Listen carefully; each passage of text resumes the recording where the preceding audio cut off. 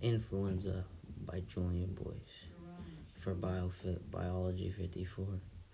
For Professor Mary Poffernoth. The influenza virus has many types of strains. Influenza A and Influenza B. Influenza A and B are viruses that can cause seasonal epidemics of the disease, known as the flu season, almost every winter in the United States. Influenza A viruses are the only influenza viruses known to cause flu pandemics on a global scale. A pandemic can occur when a new and very different influenza A virus emerges that both infects people and has the ability to spread efficiently between people. Influenza type C infections generally cause mild illness and are not thought to cause human flu epidemics. Influenza D viruses primarily affect cattle and are not known to infect or cause illness in people. Influenza A viruses are divided into subtypes based on two proteins on the surface of the virus, hemagglutinin and neuraminidase. There are 18 different hemagglutinin subtypes and 11 different neuraminidase subtypes, H1 through H18 and N1 through N11, respectively. While there are potentially 198 different influenzas, a subtype combinations, only 131 subtypes have been detected in nature. Influenza viruses, as an enveloped virus, is relatively vulnerable to damaging environmental impacts, depending on environmental conditions.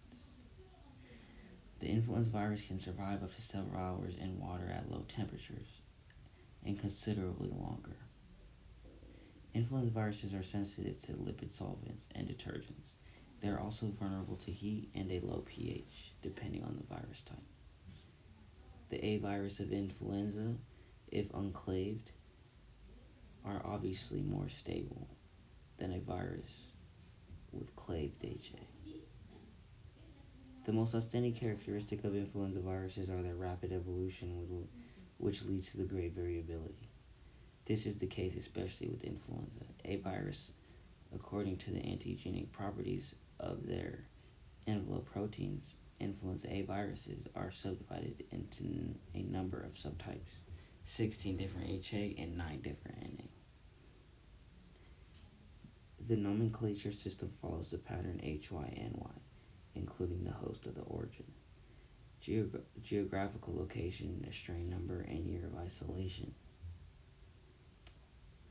Influenza B viruses are not further divided into subtypes. The acclimation of point mutations leads to a step-by-step modification of the virus proteins, above all in the two surface antigens HA and NA. This mechanism is described as the antigen drift and is also the typical form of influenza B viruses. The variability of the type B virus, however, is also characterized by other mechanisms such as insertion and deletion. As the influenza B line shows, which have been co-circulating and stable for more than 20 years, the process of antigen shift is defined as the exchange of whole genome segments, above all HA genes, which might result in influenza viruses, which have a selective advantage compared with a parent virus. A mutation is when a single or very few nucleotides are changed in a gene sequence. It's a mutation or substitution when a single nucleotide base is changed. The nucleotide can also be replaced or deleted from a strain of RNA and DNA. This mutation can have a negative effect on the production of proteins. The outcome can also be predicted based on the type of mutation. Point mutation takes place in the viral hemagglutinin and the neuraminidase genes. Because of RNA's absence, the antibody-caused pressure builds up, combined with an abnormal amount of mutation causes an immunity. Pre-exposure to the virus causes a predictable amount of seasonal cases caused by the antigenic shift. This allows the virus to disguise itself as a pathogen. Varying on the climate, the virus can have different spikes.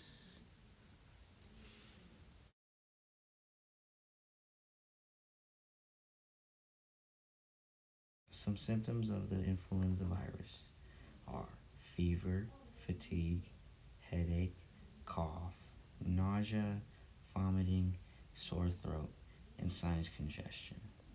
These symptoms can be present in the body for several days before being diagnosed with influenza, and they are the symptoms of all influenza strains. The history of the flu shows that the numbers don't always tell the full story. In the time period from 2015 to 2016, the national rates of influenza, there was nothing irregular. Meanwhile, in Arizona, the influenza epidemic was one of the worst of its decade. When measured on a national level, the numbers don't say the same thing when they are measured at a local one. During this time, Arizona's flu epidemic was one of the worst that the state has seen. The mortality rate rose a dramatic amount, and the country was never even informed. This creates issues when important conversations and discussions are had that could affect the future decisions of the influenza virus. There is a lot at stake with this virus because it is dangerous, and its ability to adapt to different environments makes it a very difficult virus to keep track of. And this is a problem in today's community. When recording the influenza virus, the ways of collecting data varies from the classic Medicare data to a stats-based data collector. The stats uses counties with similar populations and looks at the CBSA to look at certain populations, like ones that are more prone to hosting the virus, 50 years and older. When using Medicare data, they look at the cases over a course of time that involve the influ virus. And this is the doctor's office. When somebody comes in and they think they have the flu, they'll record that and put it in the data. The future of influenza is one that will be hard to predict. The prominent traits that make the virus the powerhouse it is create an unpredictable future for the deceptive virus. The past remedies for the virus will be crucial to understanding the future. Influenza is not a regular disease like common cold. It can spread rapidly, and if given the right opportunity, can adapt to its hostess and stay there for extended periods of time. The future of influenza is one that is unknown, but one that we should take seriously because it is a danger to humanity and all living things. When looking back, the past of the flu is one that we should look at with caution. Influenza is not a virus that should be taken lightly or ignored. Our research shows that we have a blind uncertainty of the virus and should do everything our knowledge allows to contain the disease. The virus is a dangerous one, and we need to make sure that we take the right precautions to make sure that humanity is in the driver's seat. When looking back on my project, I've realized that the flu is a dangerous game, and it is one that we need to study and understand to the best of our ability because there is still so much that we are uncertain about that needs to be understood. Thank you for listening to my presentation. Happy holidays.